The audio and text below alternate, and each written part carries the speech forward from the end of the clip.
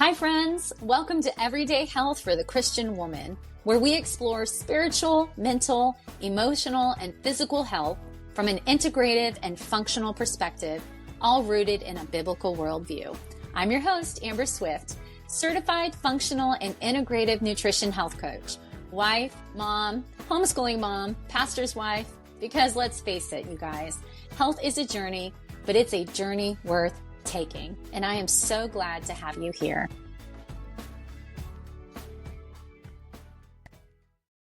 When it comes to supplements, quality matters just as much as what you eat.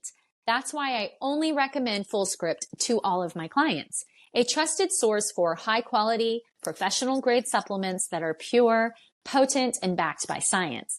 No fillers, no junk, just the best to support your hormones, digestion, energy, and overall health. Plus, with up to 20% off on auto ship and free shipping and handling, you get premium supplements at the best price delivered straight to your door. Can you ask for any better? Ready to stock your wellness cabinet with the real solutions? Shop my Fullscript favorites right in the link in the show notes. Hi friends, happy 2026. Here we are already. It's almost 2 weeks into 2026. And this is how the year goes, right? It just flies by. So we are in this time frame where most people are already abandoning their New Year's resolutions. So we are going to look at goals from a different perspective today. So grab your pen and paper and let's get started. So first, I have a question for you. Please write this down. When you think about your priorities, one, who are they for? Who are they for? Two, why do you have these priorities? Why? And then what is it that continues to keep you going with these priorities, even when life is disrupted, life is hard, life, you name it. What is it? And then let's add another one. Is there anybody that you feel like you are disappointing or you would disappoint if your priorities changed? So every single woman that I work with in my practice, they are some of the most hardworking, faithful, focused, disciplined women I've ever met. These are the women that you would call on in your church, in your wherever you're at. They are so faithful. But the thing is that it's our priorities. That's one aspect of it. Oftentimes our priorities get a little bit off because we're trying to please somebody. When I think back to my priorities, a lot of them were based on what I would hear people say. And I would take it through my own filter and I would think, this is how I'm supposed to be. This is what I'm supposed to do. And so I want to share just a little bit about my own personal story. Many of you, if you have been listening to the podcast, have heard that about 8 years ago now, that's how fast life goes by, I was doing a really popular detox that threw my body into the early onset of menopause. My body was aching all the time. I wasn't sleeping. I wasn't able to focus. I was just miserable. But it's interesting because as I look back, I see that a lot of my motivation from the time I was pretty young, I had this desire to not just be good at things. I wanted to be exceptional. I wanted to be the best. Whatever it was that I did, I wanted to be the best at it.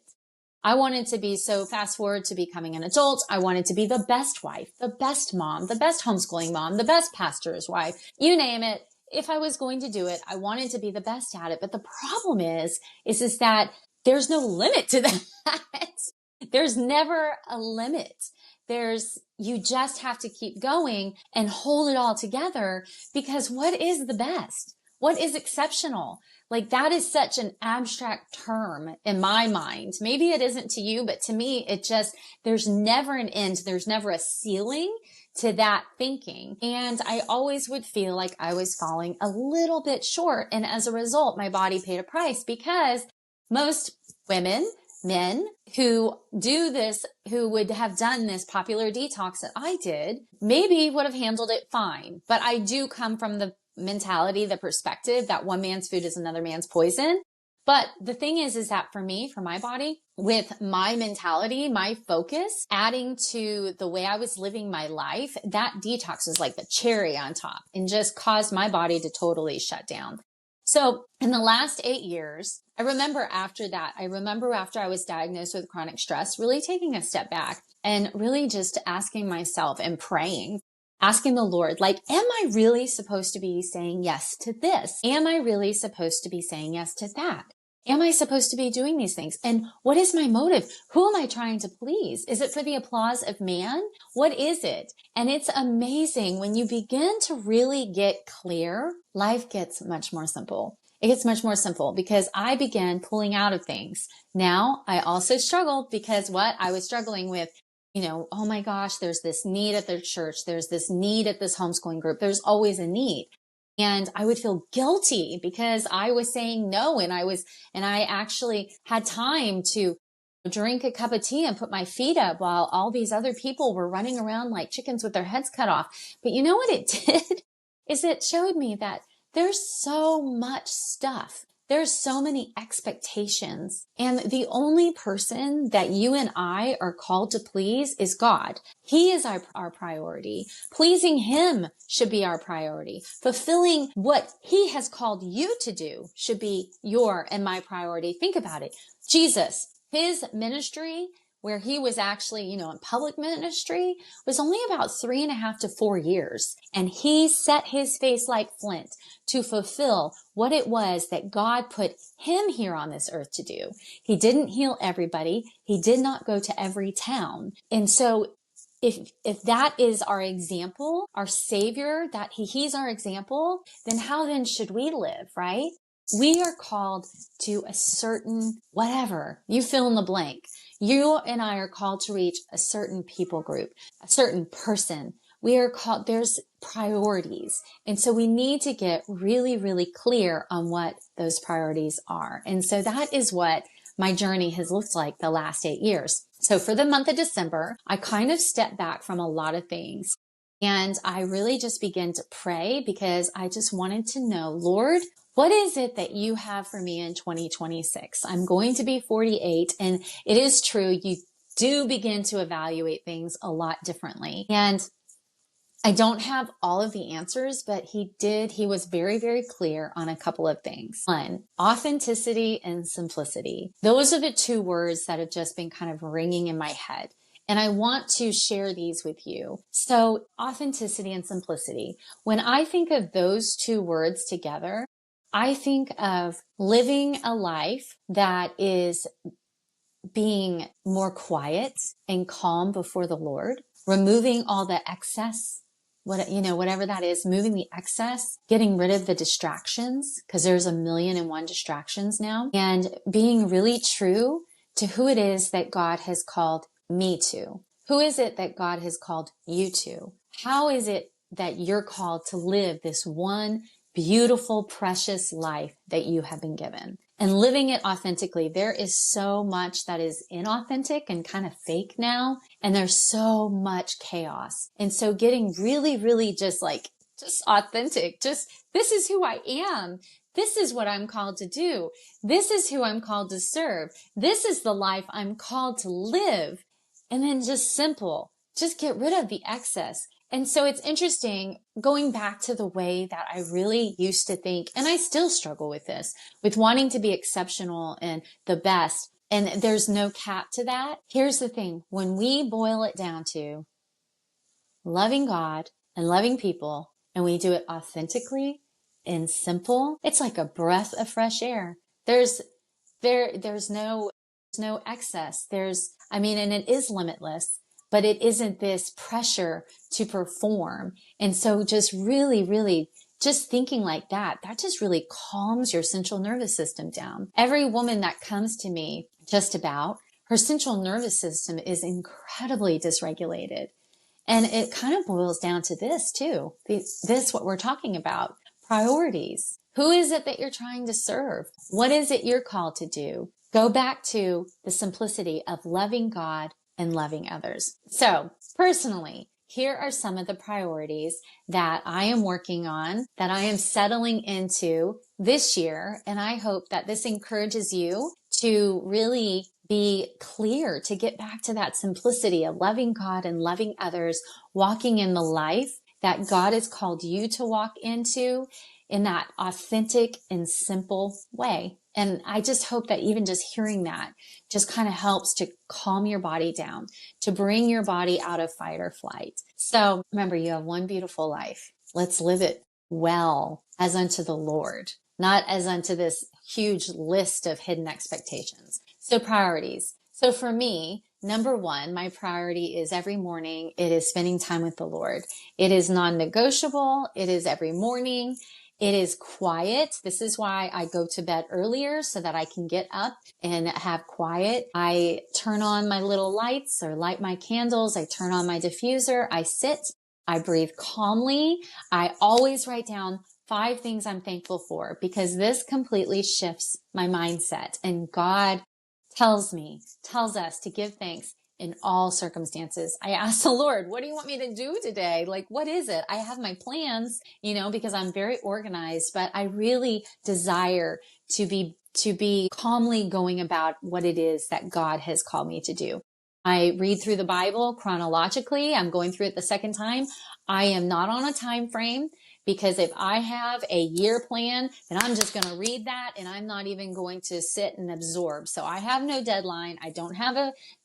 Because I want to be calm. I want to hear from the Lord. And I also love to pray over anybody who has sent me a prayer request. So if you have a prayer request, drop it in the comments, and also all of our prayer needs. And so this is number one. Second, movement. Every single morning, this is non-negotiable. For me, this looks like walking every day, weightlifting throughout the week, and then also stretching, strengthening, working on balance. These are all so important. Why? Because I want to live this life well, and I want to live it long, and I want to fulfill all the days that God has written for me. Third, eating in a way that gives me energy, balances my hormones, helps me to stay focused. This is so important, because this is going to help me, and I encourage you to do this also. This helps keep my hormones balanced. This helps keep me focused, my brain functioning well. This helps give me energy for the day. But it's really, really important that you eat a diet that is anti-inflammatory for you. That is why I don't tell you everything I eat, because what I eat is going to be totally different than what your body will thrive in.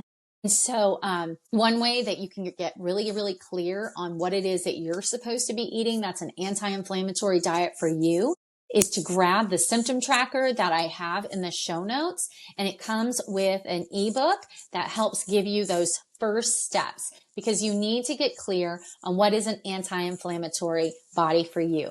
Don't guess. Let's get clear. So another thing that's a priority for me is one full day off every single week. So we have just begun implementing no phone usage, my husband and I, for 24 hours. If it's a phone call, that's not what we're talking about. We're talking about social media, searching, looking at our inbox, because we both have our own businesses. Really, one full day off from all cell phones, technology, just relax, enjoy life, go for walks, go for a hike, but just really have a day off to rest together.